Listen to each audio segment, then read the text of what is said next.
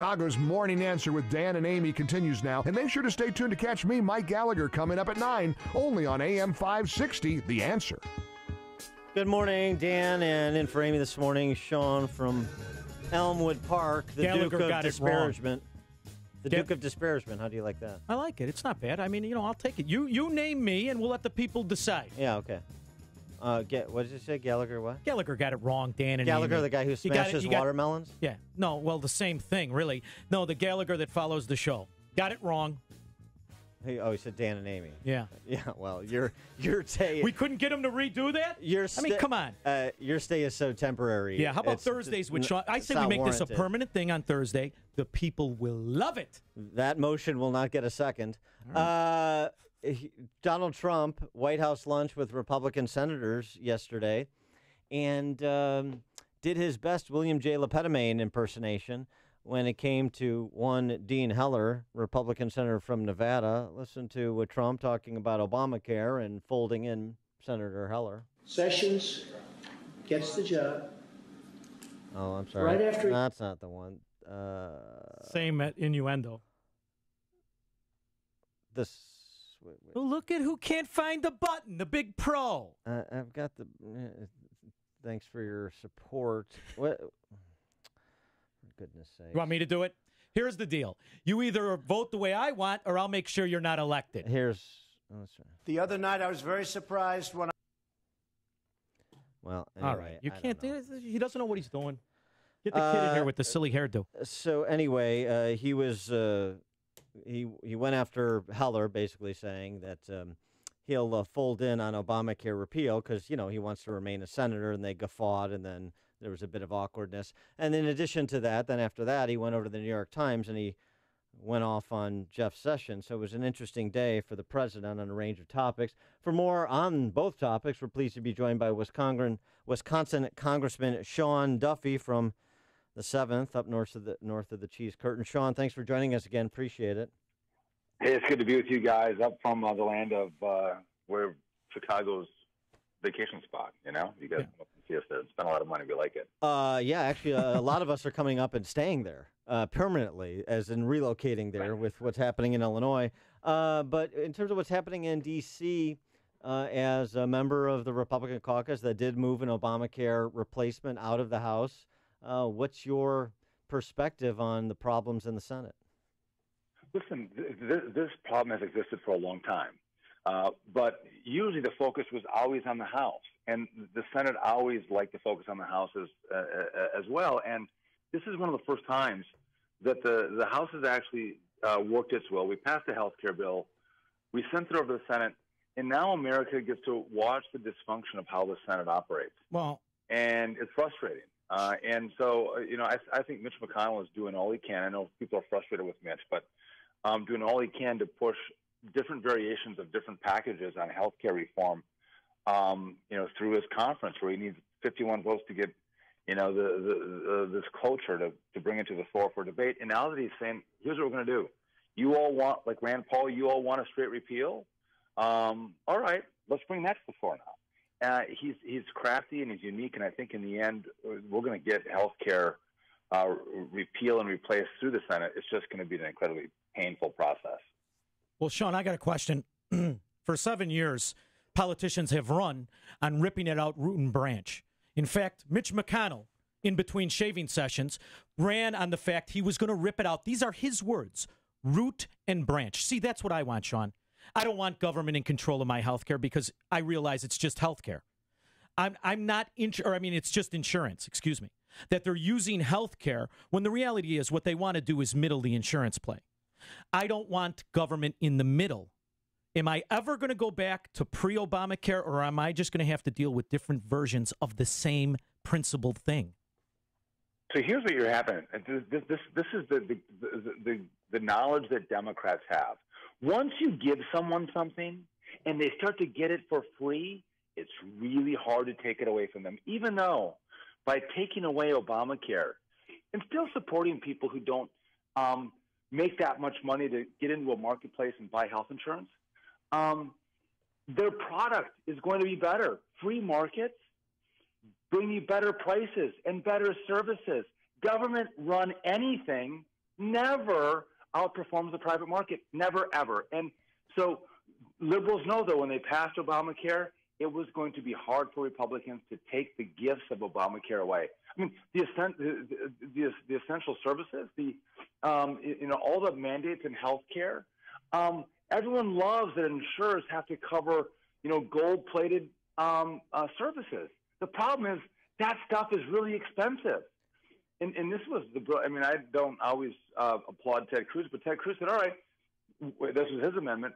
These insurers have to offer Obamacare gold and silver plans, but they can also offer other plans that don't have all the bells and whistles of an Obamacare plan, but there'll be plans that fit the risk that people have in their lives at a price that they can actually afford, actually making a market work. But you're now seeing, again, how difficult it is for the Senate to move when you're taking things away from people. Yeah, here's the thing about that argument, the difficulty in taking away something you quote-unquote gave somebody, just despite the problems with that formulation from all kinds of premises that it from which it flows that should be rejected out of hand. C.S. Lewis said courage is the formation of every virtue at its testing point. In other words, if you don't have courage, it's impossible to possess any other virtue, because when you're tested, you will fold. And it seems to me that the real problem is not that it's difficult to, quote-unquote, take something back that you've conferred to someone. It's that we have a lot of big government Republicans who lie, who are not virtuous, and thus are cowards. I would agree that people don't have the courage to do what's right in this situation.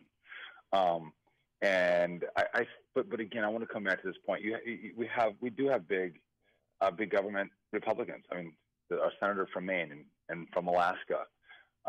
We have other senators who come from very moderate states. So though they in their heart might want to go with us on a straight repeal and replace that's going to let markets work, they don't want to go there.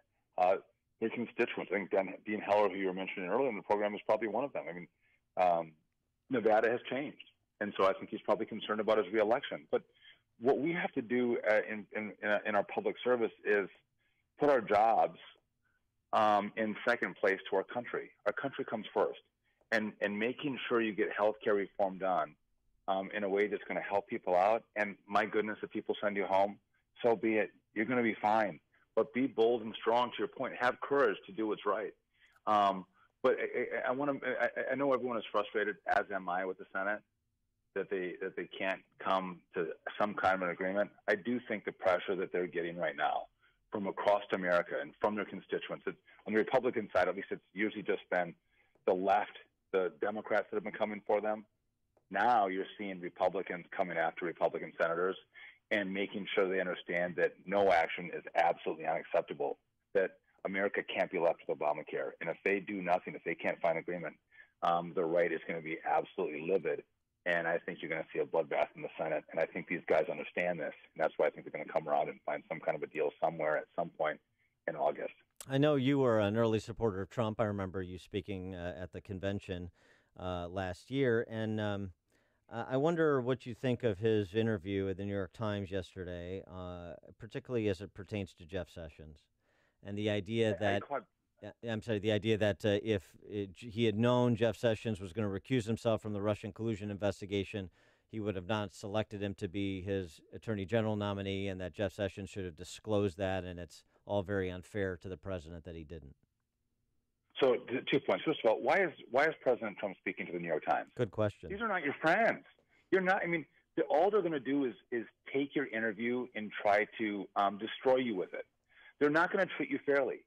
You complain every day, multiple times a day, that these guys are part of the fake news organization.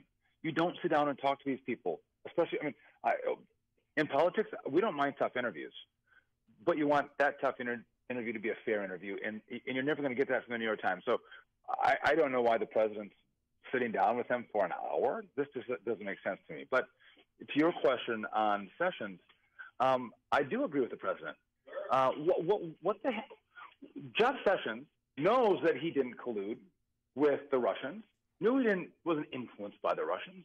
So I don't think there was any reason for him to recuse himself from the investigation. Now, I think at the Department of Justice, Sessions, with all the things that the department has going on, would have sent a team to go, okay, find out what involvement Russia had in the American election. And if you had people colluding with them, I want to know about it. And if they committed crimes, we're going to prosecute them. And I don't care if they're part of the Donald Trump campaign or the Hillary Clinton campaign. That could have easily been done.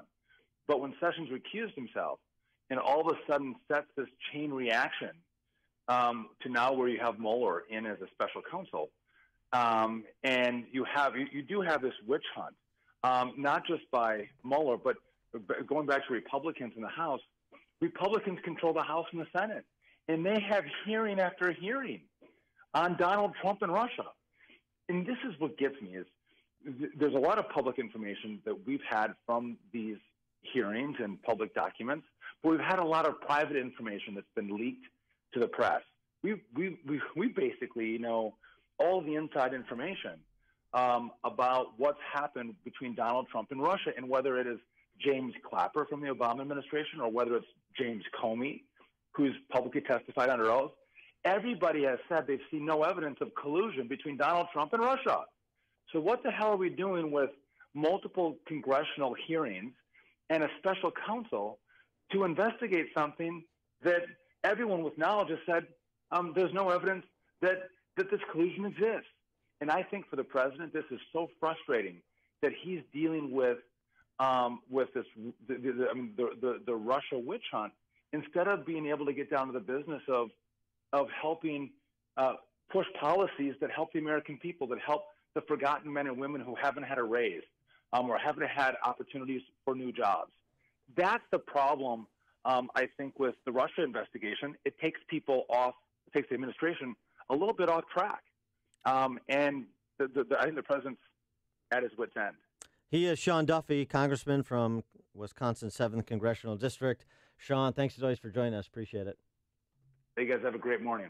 Thank you. And he joined us on Turnkey.pro answer line. You're thinking